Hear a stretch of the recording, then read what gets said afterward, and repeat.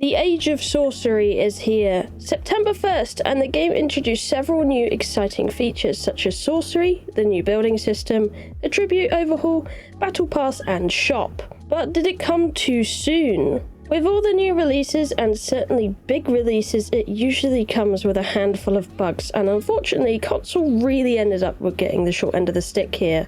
I'd been saying to people and stated previously that the tail end of August would be way too soon, 1st of September, way too soon. They needed to do much more bug fixing. However, they plopped the clogs and, push the update out, and here it is. And hopefully, console will soon get repaired in a timely manner as they keep putting out updates on Twitter about fixing the PS versions.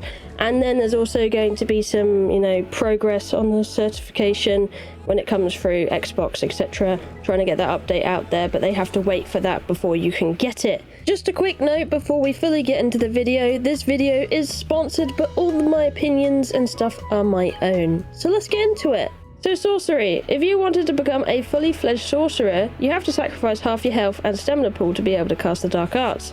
And becoming corrupt will also discolor your skin.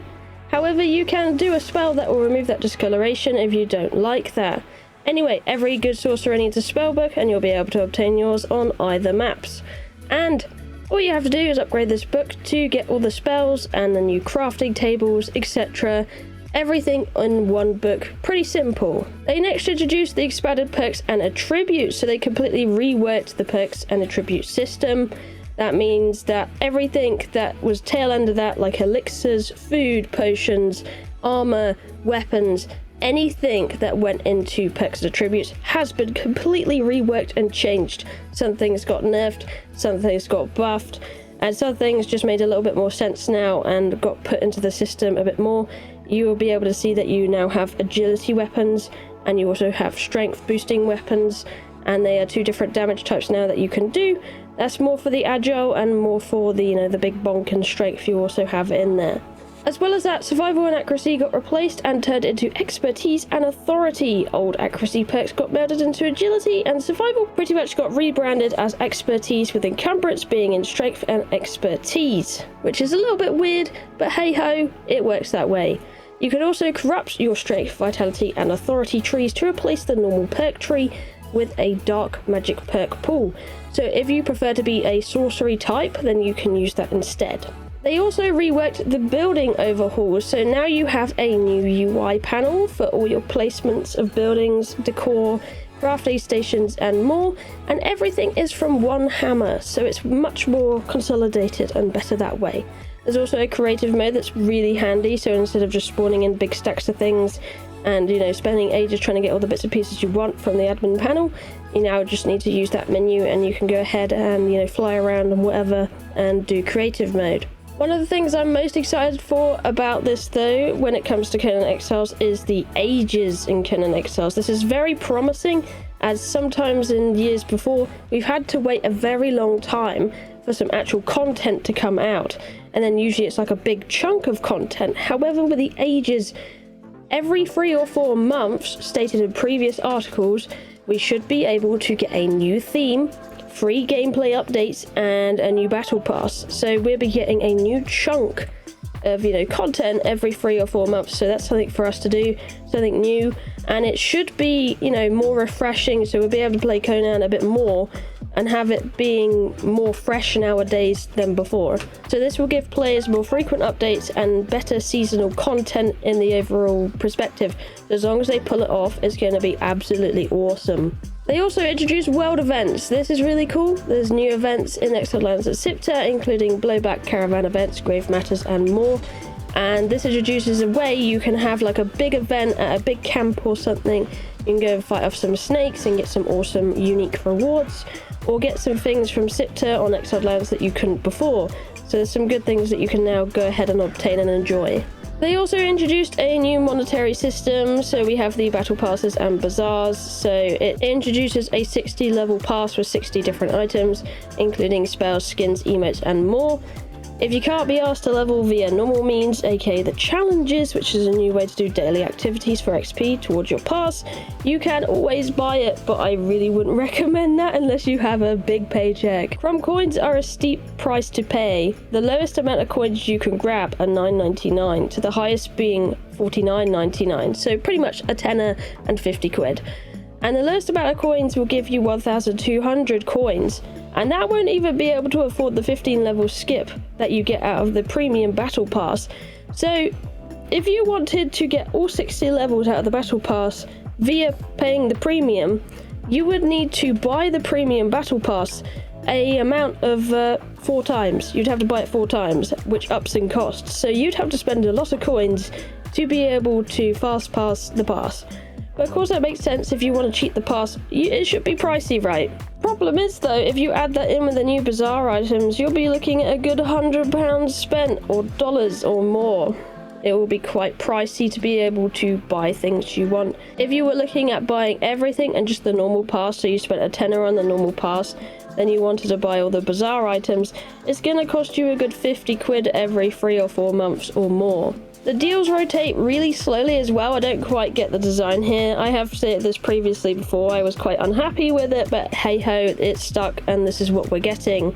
So it will make you wait anywhere from 3 days to 10 days to 24 days to see the items you want or that you have missed.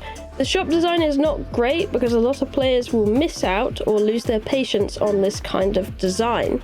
Players will not want to wait so long to see shop items, which is a huge profit loss design for the company, and quite frankly a middle finger to the players.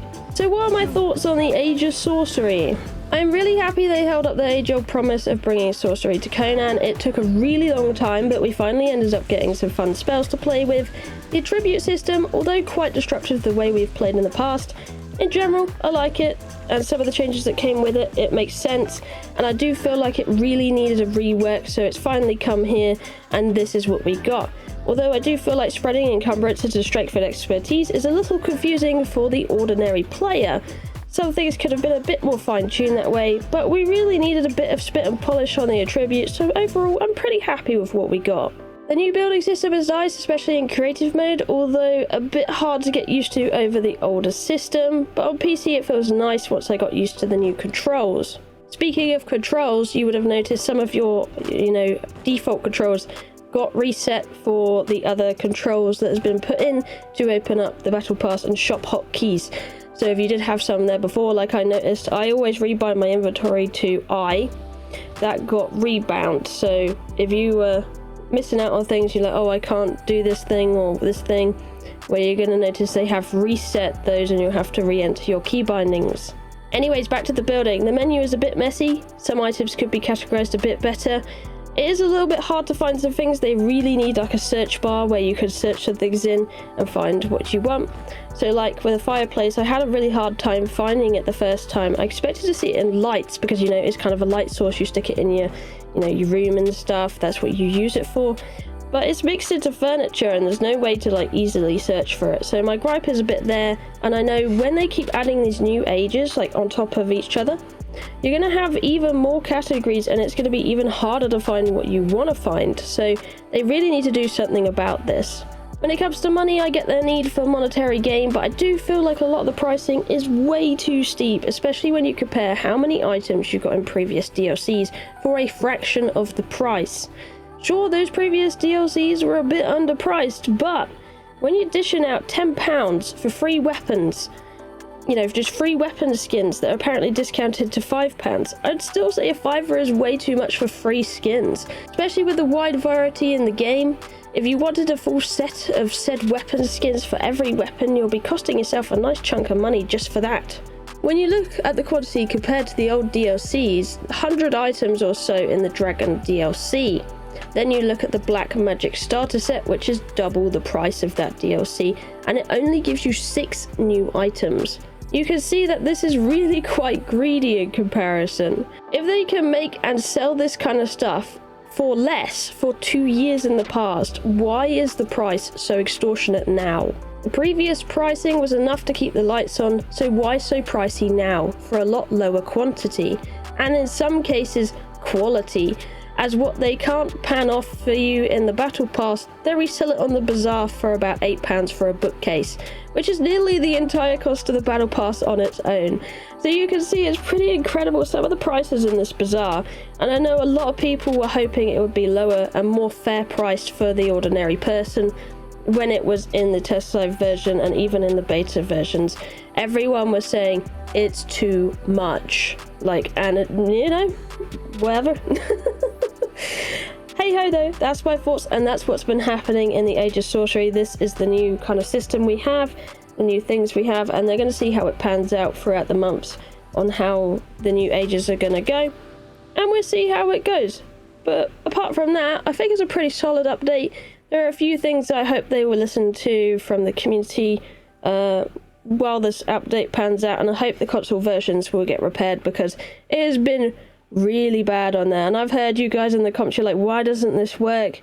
You know, and it should work. It works on PC, but it doesn't work on console. So hopefully they'll get them repaired, and yeah, we'll see how it goes. But anyway, thank you for watching. I love you, and I'll see you in the next one. Bye bye.